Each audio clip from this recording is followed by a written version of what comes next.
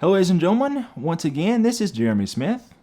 Not long ago I brought you guys a video about the new Sony A7 III, and in that video I hadn't put my hands on the camera yet, and I kind of just shared some of my initial thoughts.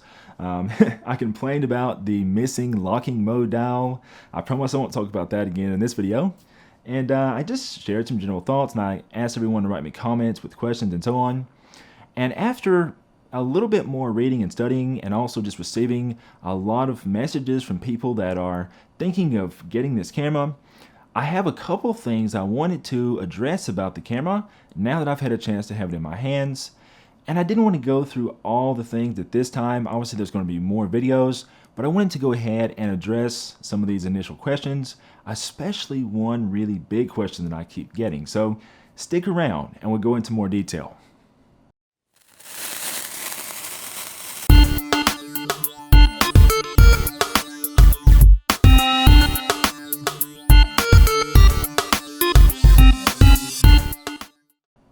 Okay, so I have a whole list of questions that I've kind of been collecting from others and just also pondering on myself, but I'm going to go ahead and answer the biggest question that a lot of people keep asking me about, and that is the silent shooting question.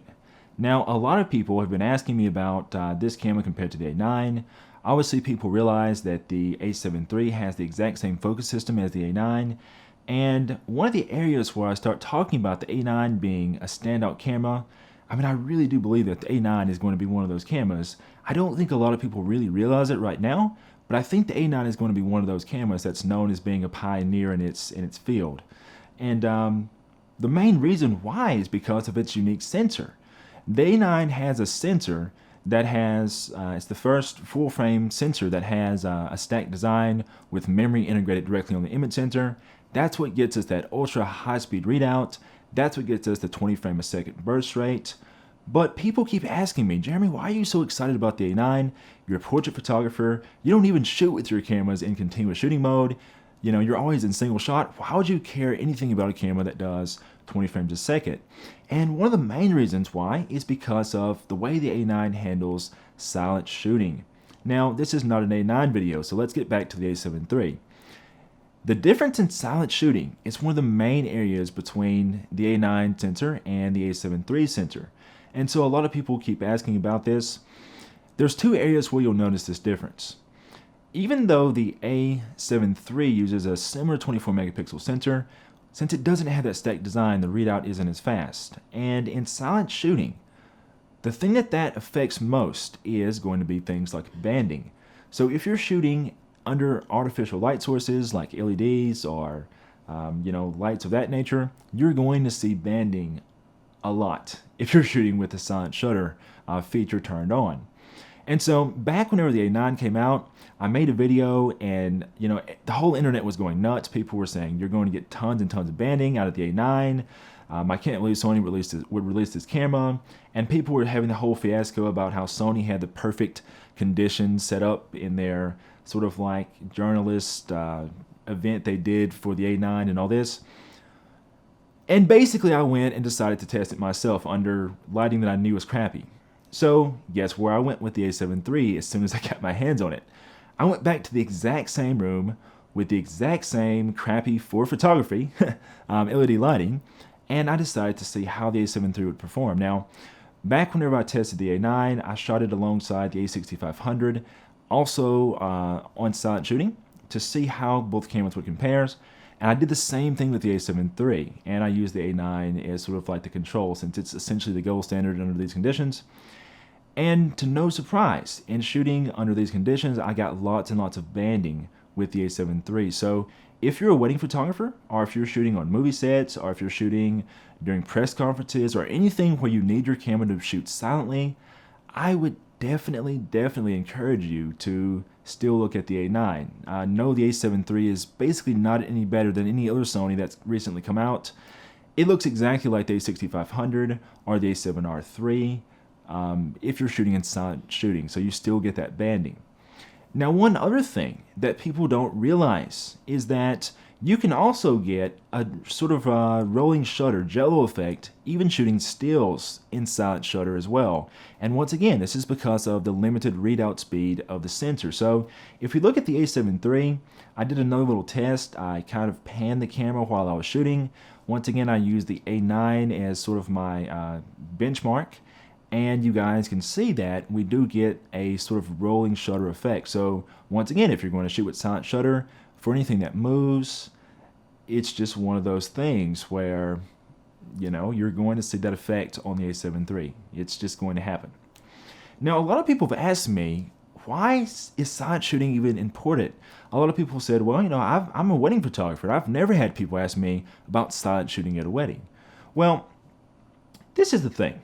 I've noticed that over the years, as technology changes, our clients' expectations change as well. So for example, because we have cameras these days that allow us to shoot in extremely low light and not have to use a flash, clients expect a lot higher end photographs to be captured during a wedding. They expect us to be able to shoot and not have the best lighting conditions and still get all these great shots. And so several years ago, 10 years ago, we didn't really see as much of that. 15, 20 years ago, we didn't see that as much. But as technology has gotten better, photographers have started to take advantage of that feature.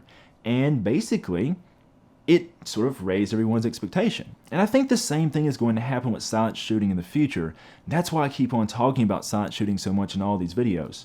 So as people start realizing that they can shoot during these sorts of quiet and intimate moments and not have to have the camera make noise, more camera manufacturers are going to implement it. And it's going to be sort of a chicken and egg sort of scenario, I feel. Anyways, guys, let me know what you think about that. Write me in the comments below. I'm curious to hear some other thoughts, but that's just my personal sort of like belief about what's going to happen.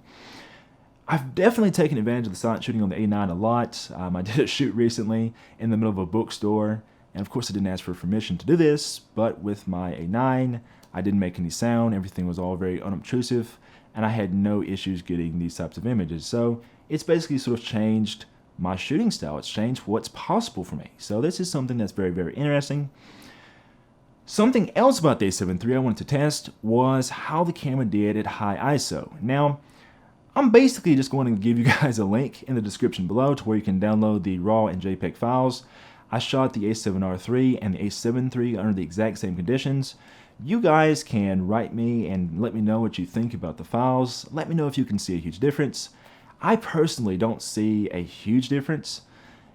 It could be said that the A7 III has slightly less noise, but the thing is, the A7 III doesn't have the pixel count. If we compare things relative and say, and calculate the fact that the A7R III is 42 megapixels, the A7 III is 24, I think the noise at a pixel level is pretty similar. I think both cameras are really, really great there. So I don't think that by buying an A7 III, you're really sacrificing any low light performance.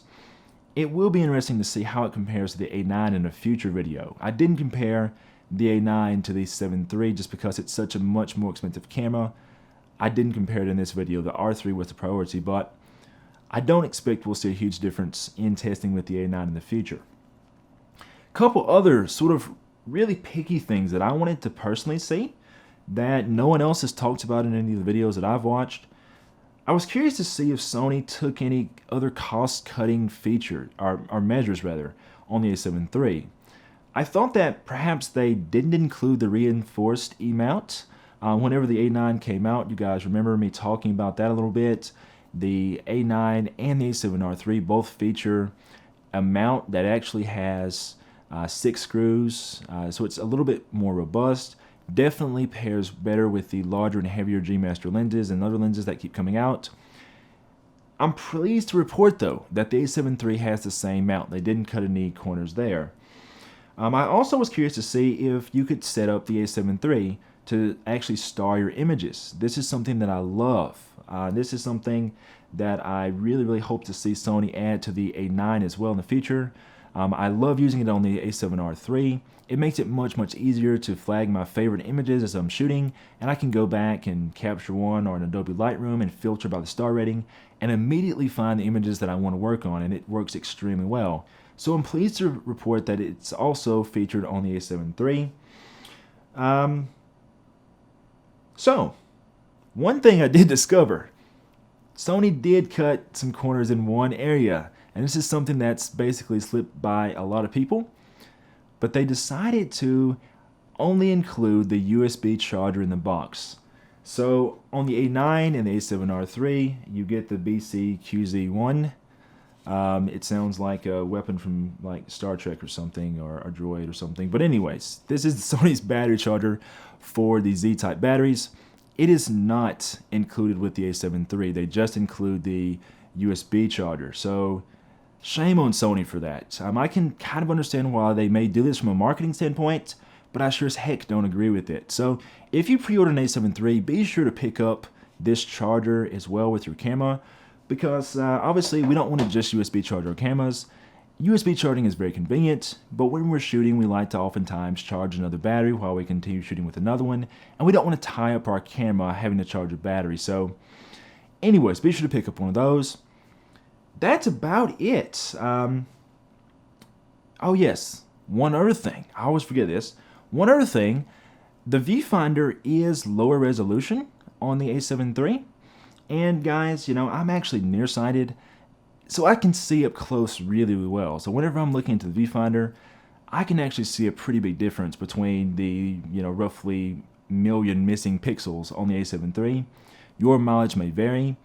I would encourage you to take a look at the camera's viewfinder and see if it's going to be a big thing for you, because no two people's eyes are the same.